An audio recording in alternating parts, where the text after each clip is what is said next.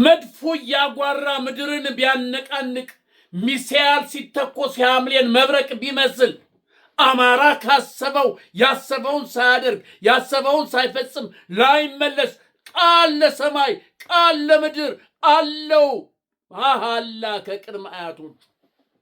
ይህ ሊባኖስ ሚዲያ ነው። ትክክለኛው መረጃ ስለሆነ የምሰጣችሁ በትክክል ለሚመለከተው አድርሱ።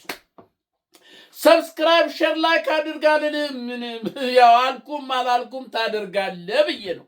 አይ ሰብስክራይብ ሼር ላይክ አድርግ ብልህም ባልልህም ስለምታደርገው በዚህ ጊዜን አላቃጥልም።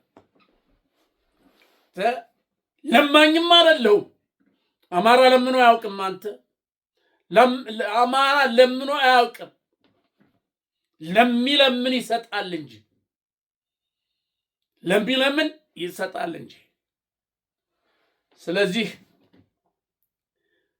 በአማራ ጠቅላይ ግዛቶች በክልሎች እየተደረገ ያለው ትንቅንቅ ጦርነት ዛሬ 10 ምናምን ቀኑን ይዟል። በደጋዳሞት 10 በመድፍ በታንክ በሁሉ ነገር ተመልከት።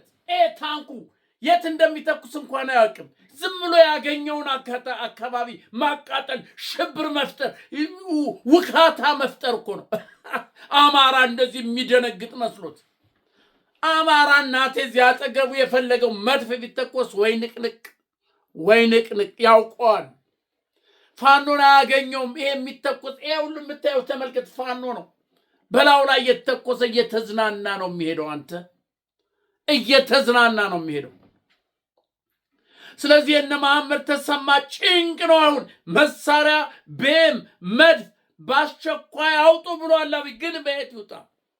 በየት በኩል? ዙሪያው ቀለበት ሆኗል። ዙሪያው ሳት ቅጥር ሆኗል። ዙሪያው ፋኖ ሆኗል። በየት ይሄድ? በየት በኩል ይውጣ? ይሄ ቤሙ ጄኔራል መድፉ አየር መቃወሚያ ታንኩ በየት በኩል ይሄድ? ክንፍ አውጥቶ አይበር። አረ አንተ ደጋዳሞት ያስተፋላ ሞት ነው። በሞጣ የተደረገውን አላየም? በሰዴ በመርጦ ለማርያም በጮቄ ላይ የሆነ ያለውን ቢቡኝ ዳንግላ በየቦታው ደብረ ማርቆስ ዙሪያ ሆ ብሎ የገባው የሶስተኛ ክፍለ ጦር እንዲህ ያለቀ ነው። እምሽክ እያለ ነው።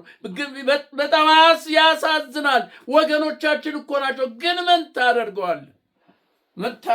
አንተ ምን ታደርገዋለህ? አንድ የመድፍ ጥይት አንድ ቤም 40 ነው 80 ጎራሽ 40 ጎራሽ ነው ሲተኮስ የአንድ ጥይት ዋጋ ምን ያህል እንደሆነ ታውቃለህ? በጣም በብዙ ቢሊየን ብር የሚፈስ ነው በየቀኑ በአማራ ክልል እየተተኮሰ ያለው። ምንም ሜዳ ላይ እኮ ነው። መሐመድ ተሰማ ይኸው ገለጻ ይሰጣል። ምን ይላል? እሺ እንቀበል፣ ልክ ነው፣ ፋኖ እንበላዋለን ምናምን ይልልና ዞር ሲል አቤት ፋኖዬ፣ እኔ ተገድጄ ነው ተፍሸን የመጣሁት። ይኸው ፋኖ እንደፈለክ አድርገኝ፣ እንደ ፍጥርጥርህ አድርገኝ፣ እኔ ጋር ተዋጋ ካልክም እዋጋለሁ። ስንት ነው አብሮ እየተዋጋ ያለው? አንተ የጨበጣ እኮ ውጊያ የብልጽግና ወታደር ሳንጃ ወድሮ ነው። ሳንጃ ወድራለ እዚህ ጋር ሳንጃ አለ። ፋኖ ግን ዱላ ነው ይዞ የሚሄደው። በሞራ በፍየል ሞራ የጠገበውን ዱላውን ይዝና እዚህ ጅምት ያለ እሱን ይዞ ሄዶ የታባ ሲለው እንዲህ አራ መሳሪያው ይጥልና ወይ ፋኖ ተገድጄ ነው የመጣሁት። ቅንድቡን አንተ ከአማራ ጋር ታግላችንም ተባልክ እኮ ተነገረህ። ዶክተር አብይ ተነገረህ እኮ ተው ተባል። ገና ከመጀመሪያው ተው ዶክተር አብይ እኛ አማራዎችን አትችልም። እንኳንስ ህዝብ ከጎናችን ቁሞ እንኳንስ የኢትዮጵያ ህዝብ ከኛ ጋር ሆኖ እያለ ይቅርና ባይሆን እንኳን አንድ ሽፍታ ምን ያህል ሀገር እንደሚያስጨንቅ አታውቅም ወይ? ለአንተ ስራስ በፓርላማ ላይ ተናግረህ የለም ወይ? አማራን አትንኩት፣ አማራን ከነካችሁት ያሰበውን ያቀደውን ሳያደርግ አይመለስም ብለህ አልተናገርክም ወይ? ያ የተናገርከውን ምን ወሰደብህ? ዛሬ ጦሩን የምታስጨርስ መሳሪያ በየቦታው የሚንጠባጠበው የሚተኮሰው የአገር ሀብት የአገር ውድመት አይደል? ተመልከት። አሁን በቤም ነው ይሄ። ተመልከት፣ ይሄ እየተኮሰ ያለው ቤም ተመልከት። በራስ ወገን ላይ እያየው ነው። በራስህ ወገን ላይ የራስህን ህዝብ ግብር ብለህ በሰበሰብከው በገዛው የራስህን ህዝብ እንደዚህ በቤም ጠላት እንኳን ዳር ድንበርን የደፍሮ የመጣ ጠላት በእንደዚህ አይነት ሁኔታ አትዋጋውም። ጊዜና ሰዓት አለው በእንደዚህ አይነት ሁኔታ የምትዋጋው። እንኳን ሰው እናንተ ኢትዮጵያን ስሙኝ እስቲ ልባችሁ እንትን ይበል። እስቲ አሞታችሁ መራራ ይሁን። ህዝብ እኮ እያለቀ ነው። ህዝብ እያለቀ ነው። ትግራይ ተነስቷል። አንድ ሆኖ መጥቷል። የትም መንደሩን ያለችውን አልሰማህም? 4 ኪሎ ሳንሄድ እዚሁን እንጥለዋለን ብላለች። 4 ኪሎ መሄድ አያስፈልገንም፣ እዚሁን እናንበርከ አብይ ገደል እንዲገባ ነው የምናደርገው ብላለች። መሄጃ መውጫ ቀዳዳ ያጣ ነው የሚሆነው። እናደርገዋለን ብላለች። መጥቷል። ትግራይና አማራ አንድ ሆኖ መጥቷል። ትግራይ አማራና ኦሮሞ አንድ ሆኖ መጥቷል። ወዮ ጉድ! ዛሬ ይሄው ተመልከት። ይሄ የተቃጠለ ያለ ይሄው ይታያል። ምርኮኛ ነው ምርኮኛው። አቤት! ይሄው የምታየው ምርኮ ይሄው። ፋኖ ያሆ አንችልም፣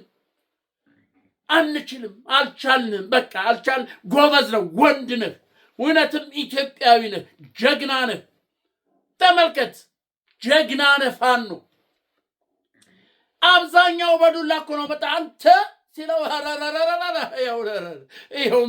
ይሄው መትረየሱ፣ ይሄ ስናይፐሩ በዱላ አንተ እንዲህ ቀልድ አደረግከው አማራ እንዴ! እስቲ ወሎ ወግዲ ላይ እየተደረገ ያለውን ተመልከት። ሸዋ ውስጥ ይሄ ሁሉ ሸዋ ነው። አየር ወለድ የተባሉት የነብርሃኑ ቅልቦች፣ የምርኮኛው የብርሃኑ ቅልብ አየር ሸዋ ውስጥ እየተደረገ ያለውን ተመልከት። ይሄ ጎጃም ነው እየተደረገ ደጋዳሞት። እንዴት ነው እናንተ ኢትዮጵያ በምን አይነት ስሌት ነው በምን አይነት ሂሳብ ነው ፋኖን ብልጽግና የሚያሸንፈው? በምን የፈለገው ቤም የፈለገው መድፍ ይተኮስ፣ መድፍ ሲተኮስ ሲሆን ነጎድጓድ ከጠላት ሰፈር ሄዶ ባንጓድ ታምር ይሰራል ሰራዊታችን። ውይ አንተ የአፄ ቴዎድሮስ የአፄ ምኒልክ የአፄ ዮሐንስ የጦና ልጅ ነኝ አንተ። እንዴቱ ነው?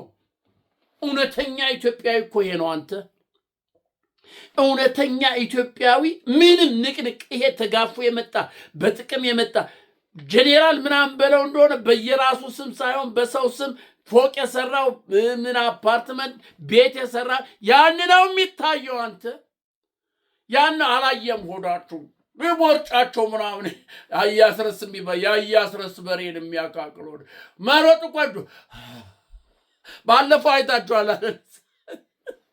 ጄኔራሎች ወሎ ውስጥ እንዴ ቤት በኩል እንዴት ይሩጡ? እነሱ ያዘው ቆይ እዛው ያዘው ቆይ ተዋጋ ፊት ቅደም።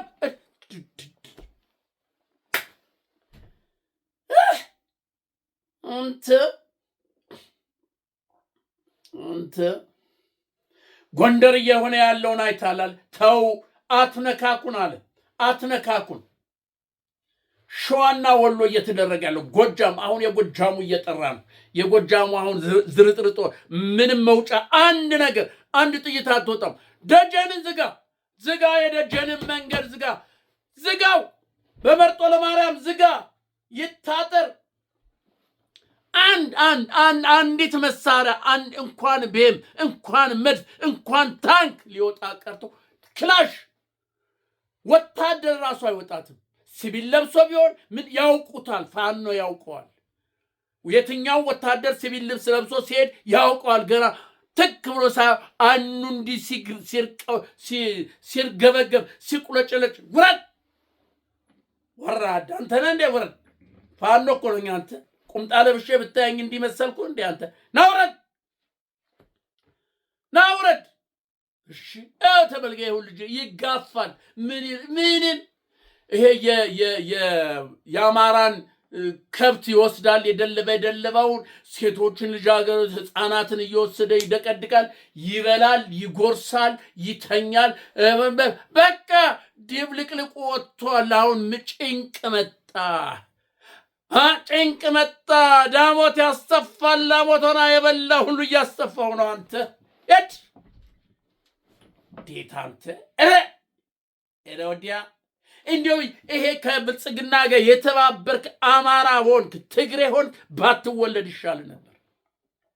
ባትወለድ ይሻል ነበር። ዘርህ እንዲጠፋ ህልውና እንዲጠፋ ተወስኖብህ እየተጨፈጨፍክ እየተገደልክ በቤም በመድፍ በአየር መቃወሚያ በጀት በአየር በሄሊኮፕተር በድሮን እየተገደልክ እየተጨፈጨፍክ እያየህ ከብልጽግና ጎን የቆምክ ጄኔራል በለው ሻለቃ በለው ምን በለው ወታደር ሚሊሻ በለው ባትወለድ ይሻል ነበር። አንተ ምን ነው በእናት ሆድ ውስጥ ጨንግፈ በቀረ? ምን ነው እናት አንተን በጸነሰች ምች በቷት ባስወረዳት? ምች መጥቶ ያው ተመልከት። ጀግናዎችማ እውነተኛ የአማራ ልጆችማ ተመልከት። ጋራ ሸንተረር አይል ሜዳ ተራራ አይል ክረምት በጋ ሳይል እየተፋለመ ነው ያለ፣ እያንቀጠቀጠው ነው ያለ። ብልጽግና በዚህ መጣ አይደለ?